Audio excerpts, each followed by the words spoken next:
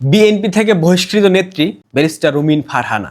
Barrister রুমিন ফারহানা 5 আগস্টের পর বারবার মুক্তিযুদ্ধের পক্ষে কথা বলেছেন, বারবার জাতির পিতার পক্ষে কথা বলেছেন, ধানমন্ডি 32 ভাঙা হয়েছে এটা নিয়ে প্রতিবাদ করেছেন। অর্থাৎ 5 আগস্ট পরবর্তী 71-এর প্রশ্নে রুমিন ফারহানা সবসময় আপোষহীন ছিলেন। তিনি বিএনপির সেই তথাকথিত মধ্যপন্থা অবলম্বন করেন নাই, তিনি তার জায়গায় স্থির ছিলেন, তিনি তার গার্ডসটুকু বজায় রেখেছিলেন, যার কারণে তাকে বিএনপি বহিষ্কার করে গত 17 বছরে রুমিন ফারহানার যে অবদান সেটা বিএনপি বেমালুম ভুলে যায়। ভুলে গিয়ে বিএনপি রুমিন ফারহানাকে ঠিক যেদিন খালেদা জিয়া পৃথিবীর মায়া ত্যাগ করে চলে যান ঠিক সেদিন রুমিন ফারহানাকে বহিষ্কার করা হয়, যেটা নিঃসন্দেহে বিএনপির একটা বোকামি ছিল।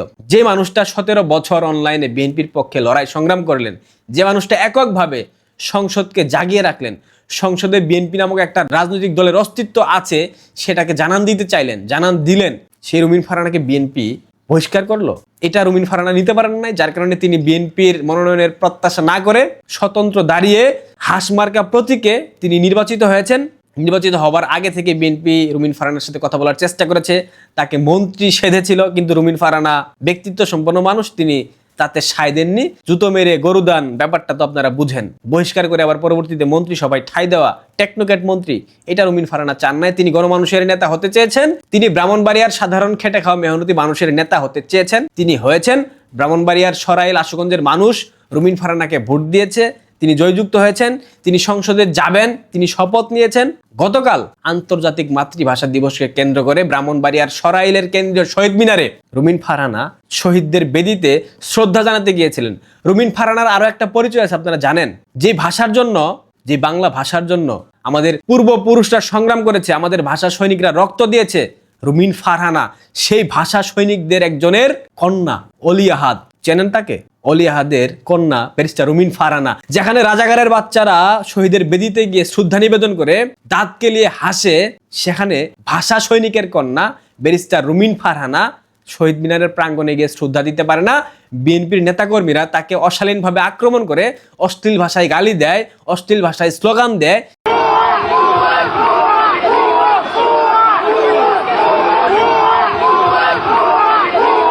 বিএনপি নেতাকর্মীরা তার নেওয়া পুষ্পস্তবক মাটিতে ছুঁড়ে ফেলে পায়ের নিচে পিষ্ট করে তাকে বাধা দেয়, তাকে ধাক্কা দেওয়ার চেষ্টা করা হয়।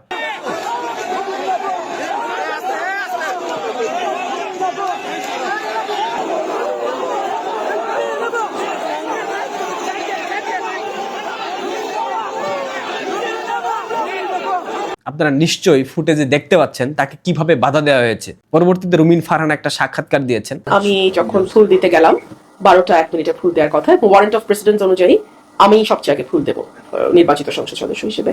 কিন্তু আনফরচুনেটলি দেখা গেল বিএনপির কিছু লোক তারা সেখানে রীতিমতো হামলা চালায়, আমার নেতাকর্মীদের উপরে হামলা চালায়, আমাকে এক পাশে মানে ধাক্কা দিয়ে ফেলে দেওয়ার মতন অবস্থা তৈরি হয়।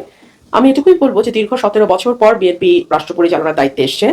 বিএনপি যদি তার নেতাকর্মীদেরকে লোকাল লেভেলে কন্ট্রোল না করে এখনই, এর পরিণতি ভয়াবহ রকম হবে। বিএনপির প্রতি তিনি ক্ষোভ প্রকাশ করেননি, তিনি জাস্ট বলেছেন যে বিএনপি যদি এগুলা নিয়ন্ত্রণ করতে না পারে, অর্থাৎ তৃণমূলকে বিএনপি যদি নিয়ন্ত্রণ করতে না পারে, সেক্ষেত্রে বিএনপির ভবিষ্যৎ খুব একটা ভালো হবে না। এই কথাটাই আমি আপনাদেরকে গত কয়েকদিন পূর্বে বলেছি। বিএনপি সর্বোচ্চ 6 মাস রাষ্ট্র ঠিকঠাক মতো পরিচালনা করতে পারবে, এরপর বিএনপির সবকিছু ভেঙে পড়বে। কারণ বিএনপি একটা আপাদমস্তক চাঁদাবাজদের সংগঠন। এই সংগঠনের তৃণমূলে যারা আছে, এদের না আছে শিক্ষা, না আছে মানবিকতা, না আছে কোনো কিছু। এরা সবসময় নিজেদের পকেটে টাকা ঢোকানোর জন্য যা যা করা প্রয়োজন সবকিছু করবে, তারপরেও তাদের টাকা পয়সা লাগবেই, এবং তারা সেটাই করছে। ব্যারিস্টার রুমিন ফারহানা, আপনার উদ্দেশ্যে 2টা কথা বলতে চাই। আপনি সভ্য মানুষ, আপনার একটা ব্যক্তিত্ব আছে।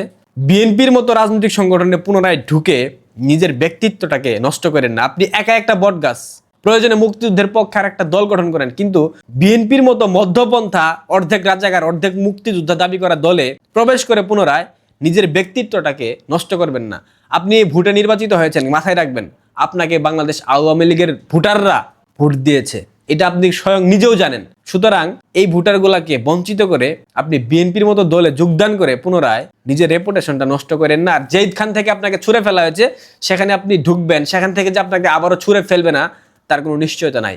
আপনি স্বাধীনতার পক্ষের মানুষ, মুক্তিযুদ্ধের পক্ষের মানুষ, আপনি ভাষা সৈনিকের কন্যা, আপনি সেই দায়টুকু সেই সম্মানটুকু অক্ষুণ্ণ রেখে যেমন আছেন তেমন থাকেন, আপনার কোনো দল প্রয়োজন নেই। আর যদি একান্তই প্রয়োজন মনে করেন নিজে একটা দল গঠন করেন, সেটা আপনার জন্য ভালো হবে। ব্যারিস্টার রুমিন ফারহানার উপর বিএনপি গতকাল যে ঘটনা ঘটিয়েছে এইটার জন্য তীব্র নিন্দা জানাই। এছাড়া তো আসলে আমাদের কিছু করার নাই। সবাই ভালো থাকবেন, পারলে শেয়ার করে দিবেন। ধন্যবাদ।